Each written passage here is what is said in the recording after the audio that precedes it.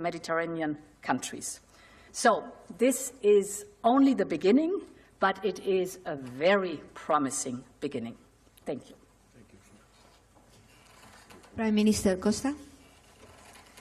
Bom, muito bom dia.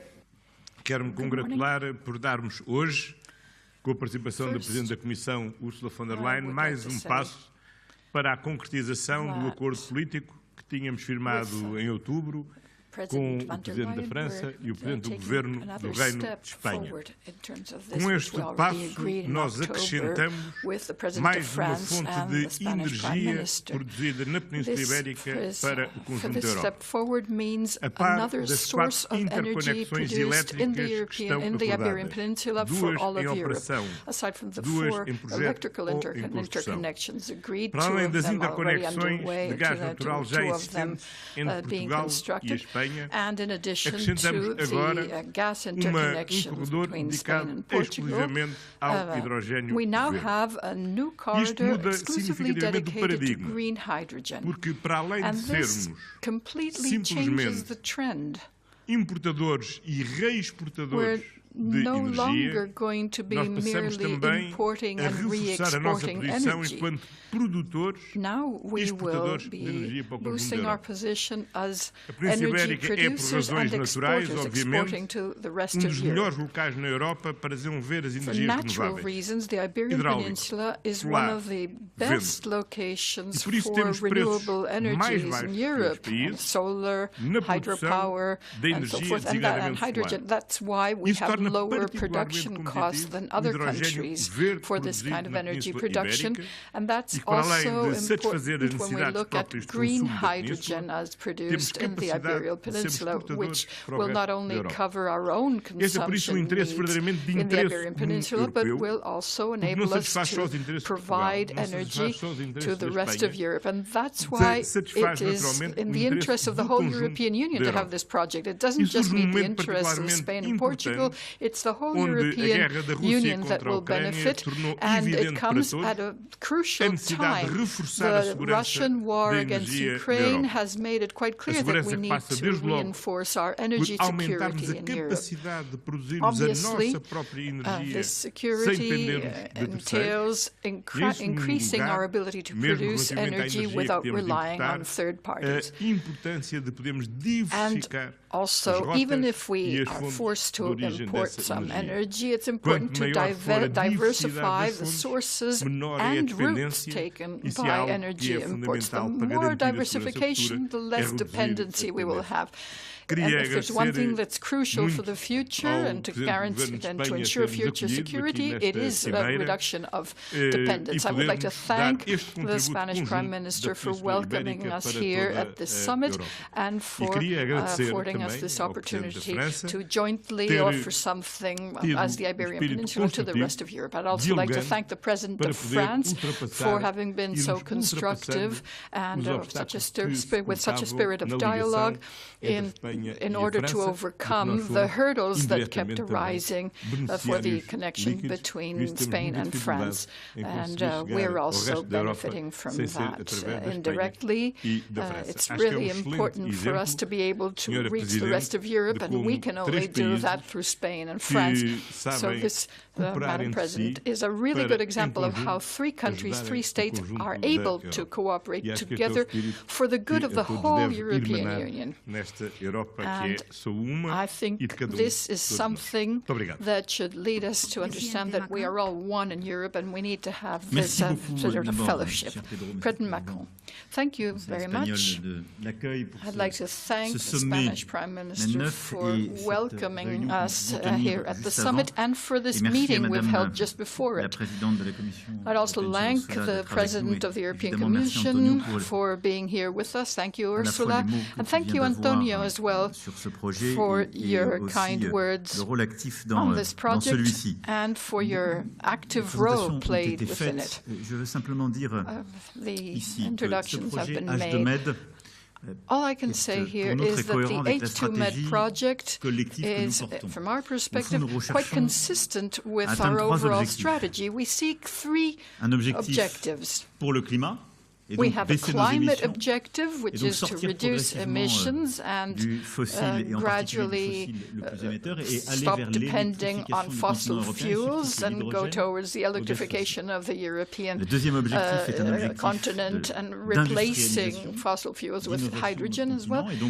Secondly, we need to be competitive in terms of production and transit of energy with gas. And then thirdly, we need this open strategic autonomy, which means producing as much as we can in our own territory and at the same time diversifying, as the Portuguese minister just said.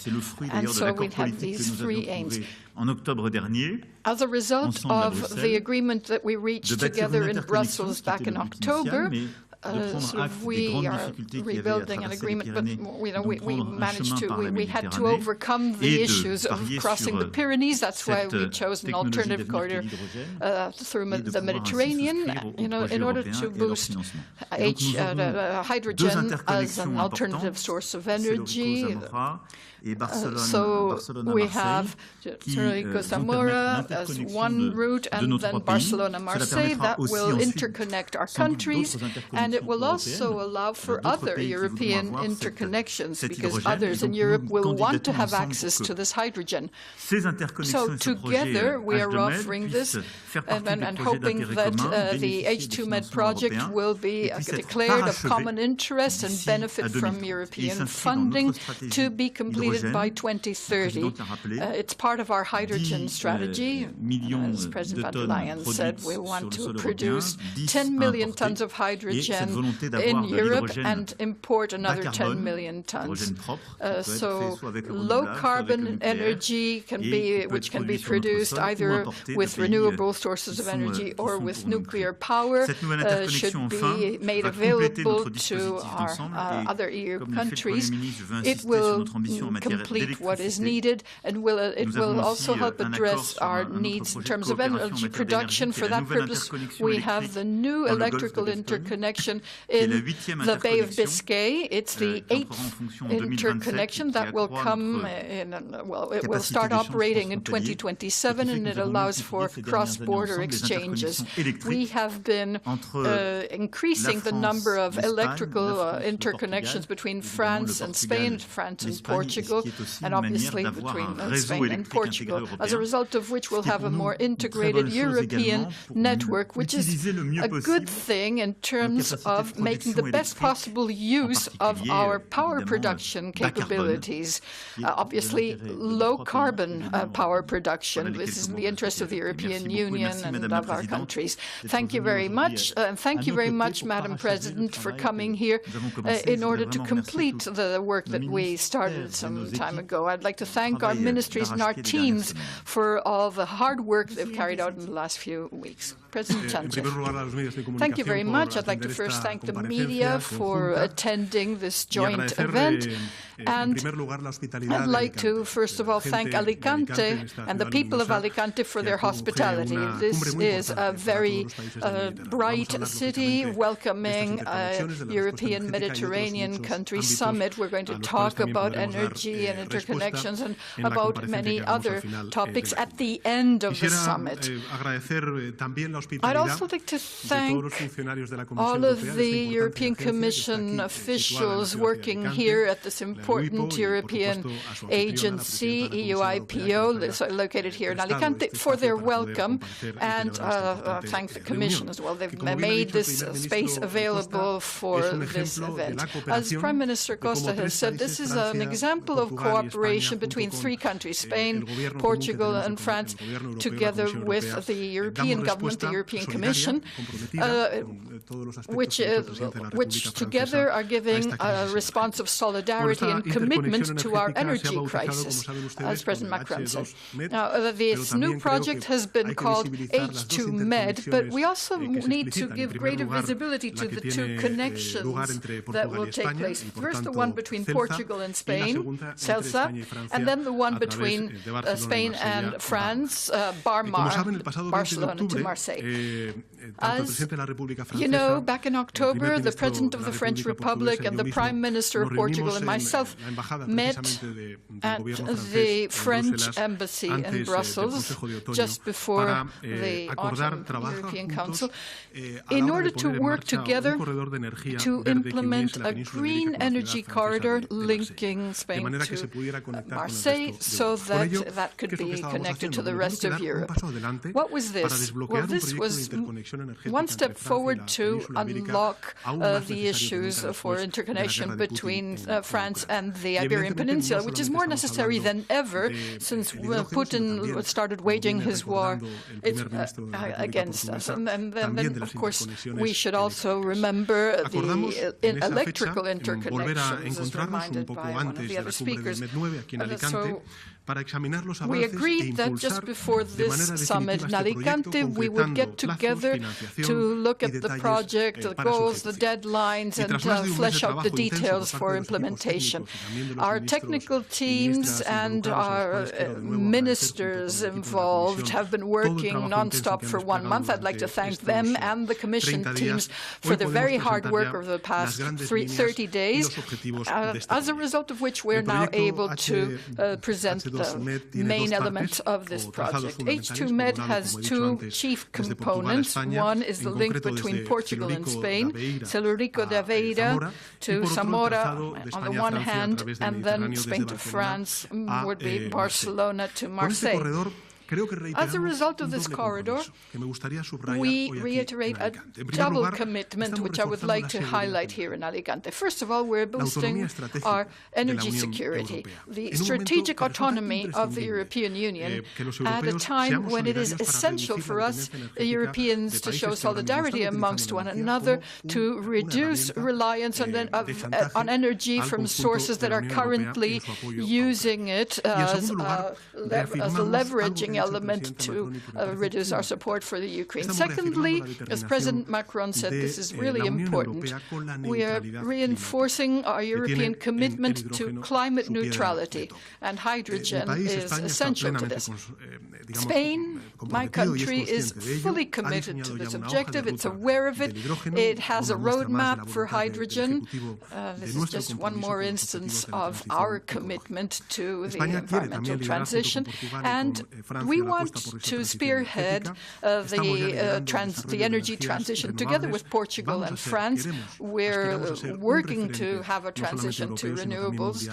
We want to be a reference not only in the European Union, but for the whole world in terms of hydrogen as an energy source. And I would like to highlight some aspects about this project. It will be the first major hydrogen corridor for the European Union. This is what we're launching or presenting here today, the first major hydrogen corridor. H2Med, which will become operational at the end of this decade, will be carrying 10% of EU H2 consumption by 2030, about 2 million tons per year.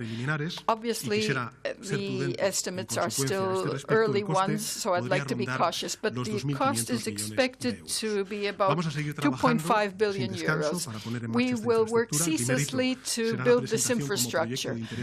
First, we will present it, submit it as a project of common interest by December 15th. Our three countries will be working together, and when that happens, we will have access to European funding for up to 50% of the total cost, as President von der Leyen pointed out. It's important to meet the schedule so that we will have a vital infrastructure for all of Europe, not only vital for these three countries, and so that it will be operational, completed and operational by 2030. So I would like to thank the President of the European Commission, dear Ursula, for attending this meeting and for welcoming us here at the agency.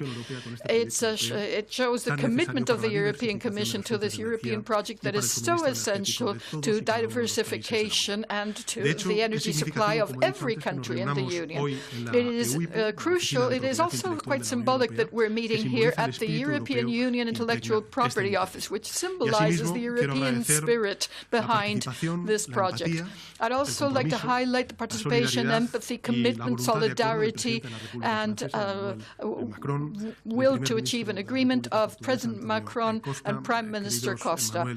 Dear Emmanuel, dear Antonio, I'd like to really thank you for your contribution to the final drive needed to make this project happen. So this has been a productive meeting with concrete results that will enable our teams to continue to work fully. This is really good news for France, for Portugal, and for Spain. Our countries can join up their strengths, their innovativeness, and their talent for a project at this level. This is a source of pride for me, and it's also a huge responsibility as far as we're concerned. But in addition to that, it is great news for Europe as a whole, because this major energy corridor will provide greater security and greater strategic autonomy to Europe as a whole. So thank you very much, all three of you. Thanks to the media, and thanks to EUIPO and Alicante for welcoming this important summit.